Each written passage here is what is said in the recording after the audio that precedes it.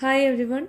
Today we are going to learn the chapter Hack Driver from your textbook Footprints Without Feet. It's written by Sinclair Lewis. First, let me tell you about the author. He was an American novelist, short story writer, and a playwright. In 1930, he became the first writer from the United States to receive the Nobel Prize in Literature. The hack driver is the story of a very cunning manipulator, and this story shows that appearances are deceptive. And this story it's about a young lawyer who comes to a village to serve summons on Oliver Lutkins. A friendly hack driver takes him round the village in search of Lutkins. Does he find him? Who is Lutkins? So now let's read the story and find out the answers. The Hack Driver by Sinclair Lewis. After graduating with honors, I became a junior assistant clerk in a magnificent law firm. I was sent not to prepare legal briefs, but to serve summons like a cheap private detective. So here the narrator starts the story by saying that after completing his graduation with honors, he got a job of junior assistant clerk in a famous law firm. That is a company that deals with legal issues. The narrator was not given the work of preparing legal documents there. Instead of that, he had to serve summons. What is service summons? Whenever there is a case against somebody in the court, that person should appear before the court on a given date. So the court will hand over an order to the court officials or sometimes to the police officials. So they have to go and give that court order to that person so that he can appear on the court. That is called serving summons. I had to go to dirty and shadowy corners of the city to seek out my victims. Some of the larger and more self confident ones even beat me up. I hated this unpleasant work and the side of city life it revealed to me. So his work was to serve summons. Serve summons means that deliver the court orders to various people whom he called as victims. Sometimes when he used to go to deliver the court orders, they used to beat him up. So he says that he didn't like to go and serve summons because it was very painful for him, especially going to the shadowy corners of the city where the criminals lived. I even considered fleeing to my hometown, where I could have been a real lawyer right away without going through this unpleasant training period. Because of all this, he thought that he should leave this job and go to his hometown, where he could work as a real lawyer and not as a mere clerk, because he didn't like this training period of doing this unpleasant job. What is this unpleasant job? Delivering summons. Okay, to serve summons. So I rejoiced one day when they sent me out 40 miles in the country to a town called New Malin to serve summons on a man called Oliver Lutkins. We needed this man as a witness in a law case, and he had ignored all our letters. One day he was rejoiced, means that the narrator was very happy because the company had sent him to a town called New Malin, which was 40 miles away from the place where he lived. There he had to serve summons to a man called Oliver Lutkins. Who was Oliver Lutkins? He was a witness in a law case and the firm needed him. So the narrator had to go to to deliver summons because the court had sent him many letters asking him to come and appear in the court. But then he was ignoring all those letters. That is why the law firm had sent the narrator to deliver the summons to the man named Oliver Lutkins. When I got to New Malin, my eager expectations of a sweet and simple country village were severely disappointed. Its streets were rivers of mud, with rows of wooden shops, either painted Essa brown or bare of any paint at all. So the narrator was very happy when he was sent to that countryside But when he reached New Malin, he became very disappointed because it was not such a beautiful place as he had expected. Because when he reached the, he could see the streets were in a very bad condition as they were full of mud, and the shops were made of wood. Some buildings didn't have paints, and some of them had sour brown color paints. The only agreeable sight about the place was the delivery man at the station. He was about 40, red faced, cheerful, and thick about the middle. His working clothes were dirty and well worn, and he had a friendly manner. You felt at once that he liked people. All the other sights made him sad, except the sight of a delivery man, which was a pleasant sight for him. Then the narrator he started to describe this delivery man who was about 40 years old. He was red faced, he was always looking very happy, and he was quite fat also. So you can see thick about the middle means that he was quite fat, and the clothes that he wore for work was looking very dirty, and it was worn out also, which means that it was very old and torn. But this person was very friendly to the narrator, and this made him like that a delivery man. I told him, to find a man named Oliver Lutkins. So the narrator approached the delivery man and told him that the purpose of his coming to New Malin was to find a man named Oliver Lutkins. Lutkins, I saw him around here about an hour ago. Hard fellow to cash through. Always up to something or other. He's probably trying to start up a poker game in the back of Fritz's shop. After knowing about the purpose of the narrator's coming, immediately the delivery man said that he had seen Oliver Lutkins there an hour before. He also said that it's very difficult to find him as he is always up to something or the other. What's the meaning of up to something or the other? Means that he is always doing some works or the other. So he continued that most probably you can find him in the back of Fred's shop where he will be going to start poker game. What is poker game? It means that it's a game played with cards.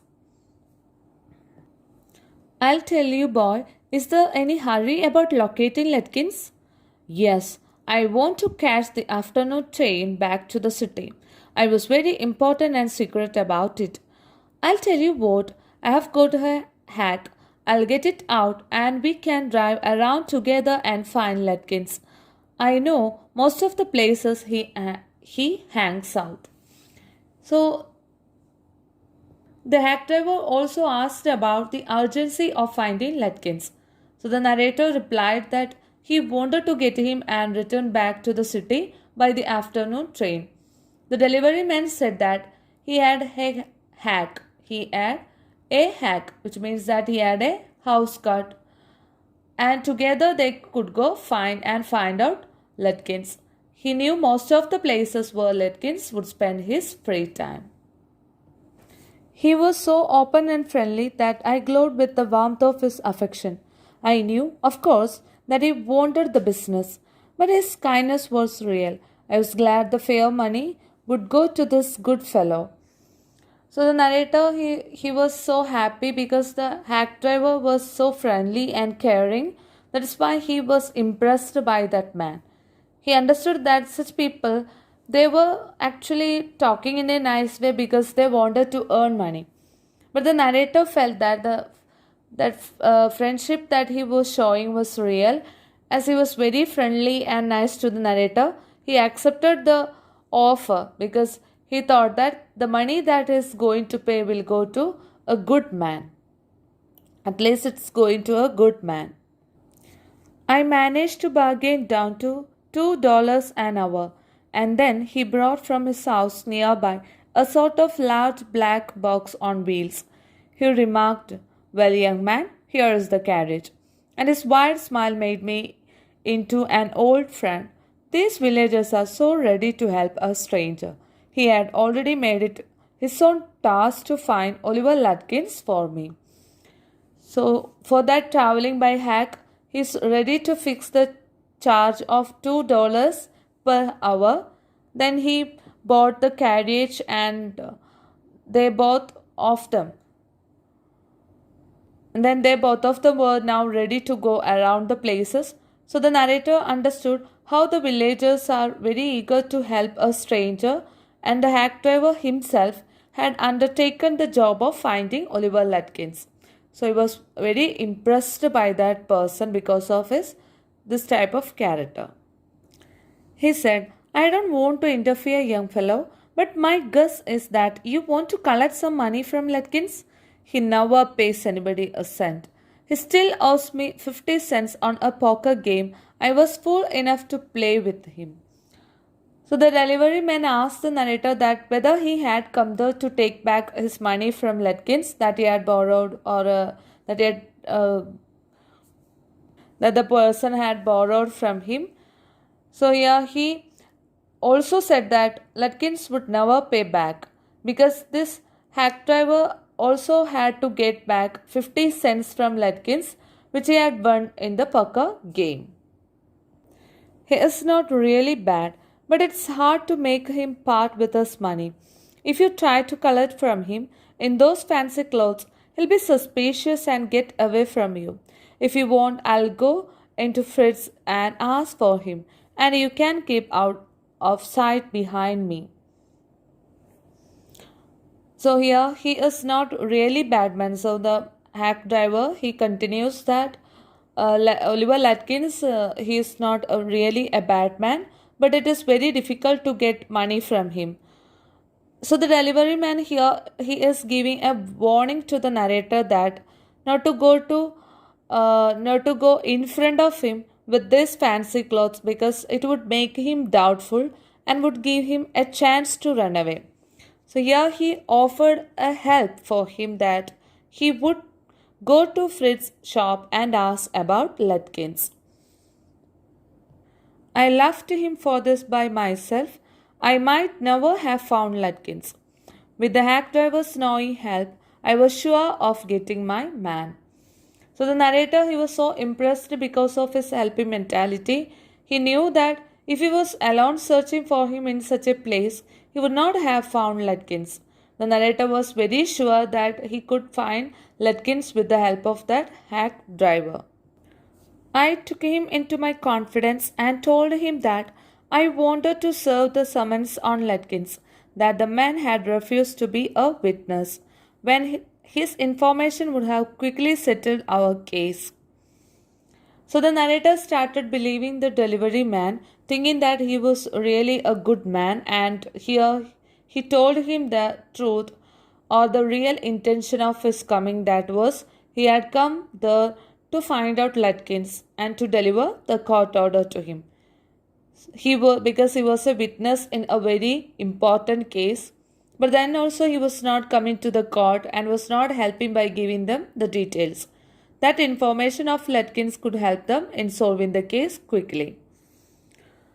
The driver listened earnestly. At the end, he hit me on the shoulder and laughed. Well, we'll give Brother Lutkins a little surprise. Let's start, driver. The driver listened very sincerely and very seriously to the words of the narrator about what he told, why he had come there and all. So then he showed his support. Then the driver showed his support by hitting on the narrator's shoulder, and he also consoled him by saying that together they would give a surprise to Lutkins by catching him. Let's start, driver. Most folks around here call me Bill or Magnuson. My business is called William Magnuson Fancy Carting and Hacking. Then they started their search for Lutkins, and now the hack driver introduced himself and said that his name was Bill R. Magnuson and his business was called William Magnuson Fancy Carting and Hacking. Alright, Bill, shall we proceed to Fritz? So then the narrator asked him to go to Fritz's shop. Yes, Lutkins is just as likely to be there as anywhere, plays a lot of poker. He is good at deceiving people. So then Bill agreed to what the narrator said, that he wanted to go to Fred's shop to find out Letkins. Then he said that Letkins was fond of playing poker and he was also good at deceiving people. Deceiving people means cheating people. He said that his opinion that Letkins was good at cheating people. Bill seemed to admire Letkin's talent for dishonesty. I felt that if he had been a policeman, he would have caught Letkins respectfully and jailed him with regret. So, when Bill was explaining about Letkins, the narrator thought that Bill liked Oliver Letkin's talent of cheating people. So, he is saying that if Bill was a policeman, he would have caught Letkins in a very respectful manner and put him in a jail with sadness because he was admiring Letkins' talent of cheating people. Bill led me into Fritz's. Have you seen Oliver Letkins around today?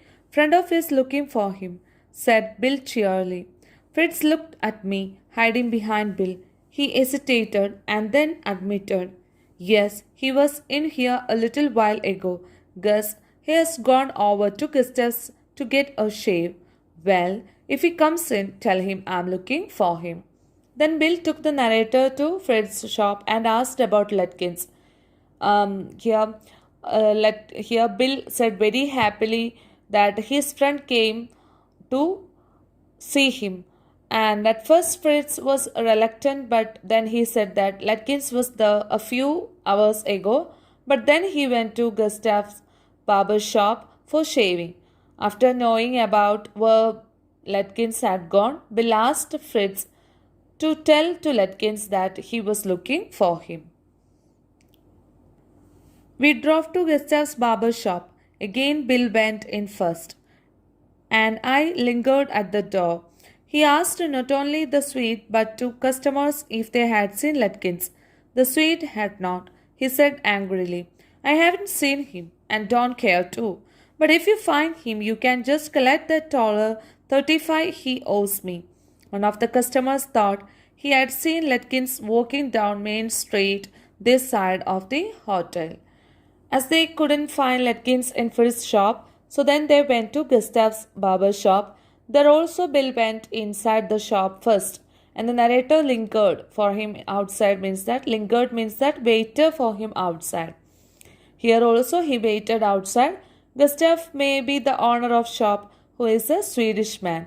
When Bill inquired about Letkins, the Swede became very angry and said that Letkins had not paid his $35, and he asked to collect that $35 from him if they could find him. And one of the customers told him that he had seen Letkins, who was walking down the main street near the hotel.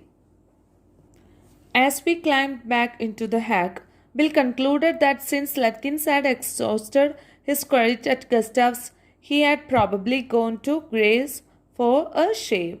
Because they didn't find Oliver Letkins at Gustav's barber shop, so Bill thought that maybe he didn't have the money to pay to Gustav, so he might have gone to Gray's barber shop. At Gray's barber shop, we missed Letkins by only 5 minutes. He had just left, probably for the pool room. At the pool room, it appeared that he had just bought a pack of cigarettes and gone out. But when they reached Gray's shop, they understood that Letkins had left the place just 5 minutes ago. Someone told that he might have gone to pool room, but they couldn't find him at the pool room also because people there said that just now he bought a cigarette packet and went out. So we pursued him, just behind him but never catching him, for an hour till it was past 1 o'clock. So they were going in search of him to many places and they thought that they would catch him at any moment, but for 1 hour they were just going about and till 1 o'clock they couldn't find him. I was angry, but I had so enjoyed Bill's rough country opinions about his neighbors that I scarcely cared whether I found Letkins or not. So now the narrator, he was really very hungry. He's saying that he forgot his hunger because he was enjoying Bill's talk because he was commenting about his neighbors As he was enjoying the talk of Bill, he was not bothered to find Letkins.